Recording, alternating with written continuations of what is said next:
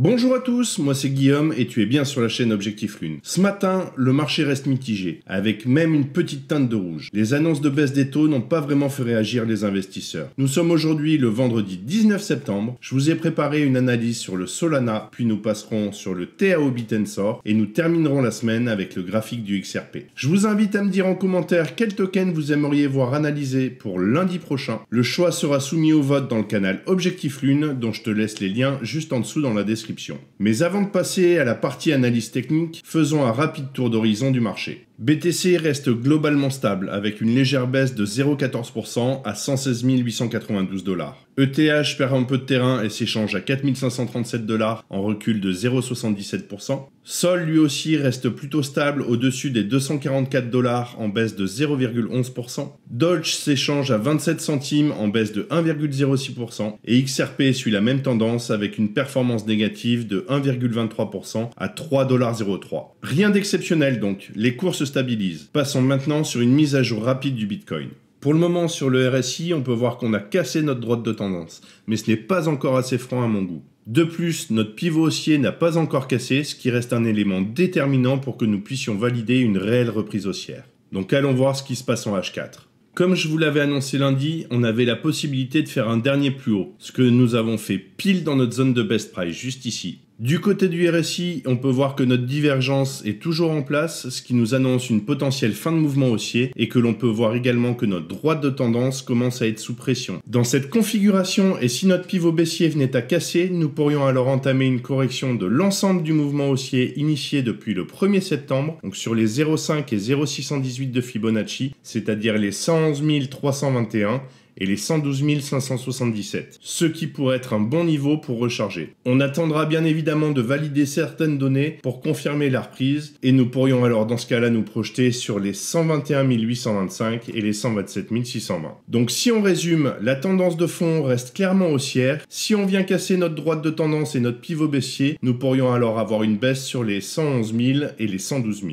Si tu aimes ce type de contenu et que ce n'est pas encore fait, pense à liker, à t'abonner à la chaîne et à activer la cloche pour ne rien manquer de mes prochaines vidéos. Tu trouveras tous les liens utiles dans la description. Maintenant qu'on vient de voir Bitcoin, allons voir ce qui se passe sur Solana. On est bien venu chercher les targets pile sur notre zone de best price, ici, dans notre zone de corrélation. Ça fait un moment que je vous en parle, c'est acté et touché. Ça fait vraiment plaisir. Et du côté du RSI, on peut voir que nous avons une divergence ici qui s'installe, ce qui veut dire que nous pourrions avoir une prise de profit à venir. Dans la logique, vous devriez avoir pris vos profits sur les 218,45 et les 243,60. Donc si c'est pas le cas, pensez à mettre des SL au cas où pour sécuriser vos gains. Dans cette configuration, on pourrait retracer dans un premier temps l'ensemble du mouvement haussier initié depuis le 7 septembre, donc sur les 0,5 et 0,618 de Fibonacci, c'est-à-dire les 226 et les 220. Ce n'est qu'à la cassure du pivot baissier que nous pourrions valider une correction de plus grande ampleur. Donc si notre RSI vient ici casser notre droite de tendance ainsi que notre pivot baissier. Si par contre on vient casser le pivot haussier, on serait alors dans une continuation haussière et dans ce cas-là cette vue serait annulée. Passons voir ce qui se passe maintenant sur le H4. Nous pouvons voir que nous sommes venus chercher la zone de corrélation, donc la zone rouge ici, d'une légère tête d'épingle. Comme pour le D1, nous pouvons voir que nous avons une divergence baissière qui s'est installée sur le prix ici et sur le RSI. Dans cette configuration, on pourrait, comme je vous le disais plus haut, retracer à la cassure de la droite de tendance et du pivot l'ensemble du mouvement haussier initié depuis le 7 septembre sur les 226 ici et les 220. Si par contre on vient casser notre pivot haussier, nous serions alors dans une continuation haussière et la divergence pourrait être effacée. On restera prudent sur Solana, les targets ont été touchés. On pourrait avoir une correction à venir, donc on pense à prendre une part de profit et à mettre des stop-loss au cas où, ce qui nous permettrait de se replacer un peu plus tard. Et allons voir ce qui se passe du côté des annonces macroéconomiques. Pas d'annonce chiffrée aujourd'hui, mais attention, on retrouve cet après-midi l'échéance des 4 sorcières, un rendez-vous qui peut ramener un peu de volatilité sur les marchés. Pour rappel, les 4 sorcières se produisent 4 fois par an, en mars, en juin, en septembre et en décembre. Toujours le 3e vendredi du mois. C'est le moment où plusieurs contrats arrivent à expiration en même temps. Les options sur action, les options sur indice, les contrats à terme sur action et les contrats à terme sur indice. C'est de là que vient l'expression 4 sorcières. Quand tout expire simultanément, les traders doivent reporter conforter leur position, soit les clôturer. Cela entraîne généralement une hausse des volumes de transactions et peut provoquer des mouvements brusques en fin de séance. Ce n'est pas forcément synonyme de crack ou de rallye, mais c'est une journée où la volatilité a plus de chances d'apparaître que d'habitude. Donc restez prudent car ça peut swinguer un peu. Maintenant que l'on a précisé cela, on peut passer sur le graphique du TAO Bitensor. Il ne se passe pas grand chose sur le D1, c'est assez déroutant. On a du mal à s'extirper par le haut et encore plus à casser cette droite de tendance baissière et par la même occasion notre pivot haussier. Donc rien de spécial à se mettre sous la dent. Passons voir ce qui se passe en H4. Même sur le H4, on peut voir qu'on a du mal à aller chercher nos targets. Sur le RSI, notre droite de tendance est pour le moment sauvegardée. Par contre, nous avons une divergence en place entre le prix ici et le RSI. Ce qui nous a amené sur une correction de l'ensemble du mouvement haussier initié depuis le 15 septembre sur les 349 et les 354, zones qu'on est venu toucher. Avec ces dernières infos et si on vient casser notre pivot haussier, on serait alors dans une continuation haussière, ce qui nous permettrait d'aller chercher les targets des 388 et des 411, avec une zone de best price sur les 398 et les 402.